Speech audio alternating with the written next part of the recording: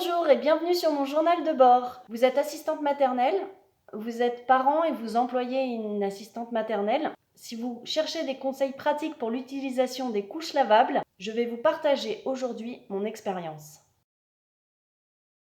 J'ai démissionné de l'Éducation nationale en 2012 où j'étais professeure des écoles et je suis devenue assistante maternelle agréée en janvier 2013.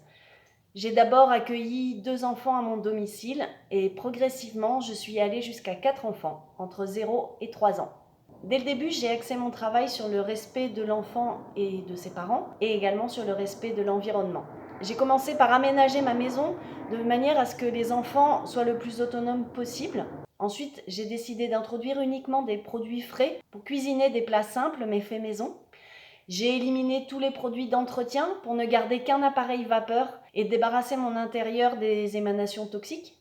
Et enfin, c'est tout naturellement que j'ai fini par retrouver le chemin des couches lavables que j'avais utilisé pour mes propres enfants dans le cadre de mon travail. D'abord, j'en ai parlé aux parents pour savoir s'ils étaient d'accord. À ce moment-là, j'accueillais chez moi 4 enfants entre 0 et 3 ans.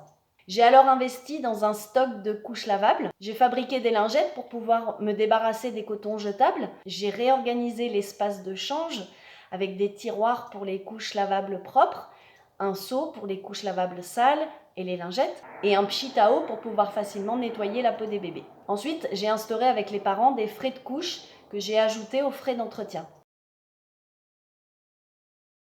J'ai fait un mix pour que les parents et moi y trouvions notre compte. J'ai commencé par calculer le nombre de couches jetables économisées par les parents par jour, en partant du prix moyen des couches jetables, qui est de 20 centimes.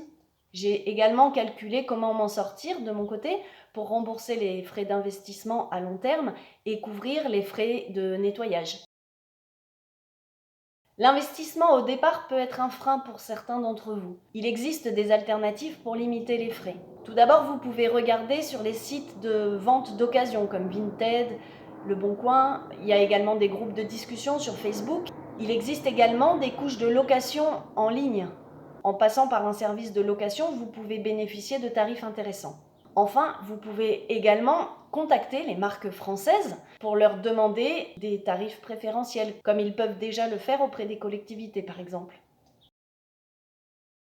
De manière pratique, l'enfant arrive et repart en couche lavable, chaque jour, sauf pour le week-end et les vacances. En fin de journée, au moment de récupérer l'enfant, je donne aux parents un sac imperméable avec une couche lavable propre à l'intérieur. De retour chez eux, les parents mettent la couche sale dans le sac imperméable pour pouvoir me la rendre le lendemain et que je puisse la nettoyer. Le change se fait de la même manière en couche lavable qu'en couche jetable. De manière pratique, j'ai un seau pour les couches sales qui remplace ma poubelle. Chaque jour, pendant la sieste des enfants, je lance un cycle de rinçage et essorage à froid sur ma machine à laver. Le mardi et le vendredi, je lave les couches sales à 60 degrés, cycle long, coton. Je fais sécher le tout à l'air libre et je recommence. Je comptais environ 10 couches lavables par enfant, mais imaginons que l'enfant vienne et reparte en couche jetable, comme ça peut arriver. Dans ce cas-là, 6 couches par enfant suffiront.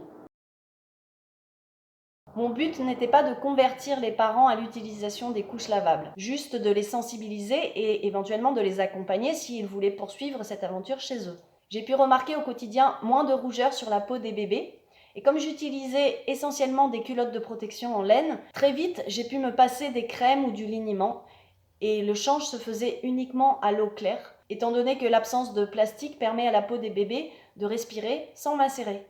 Le temps du change a gagné en qualité, car j'y prenais plaisir.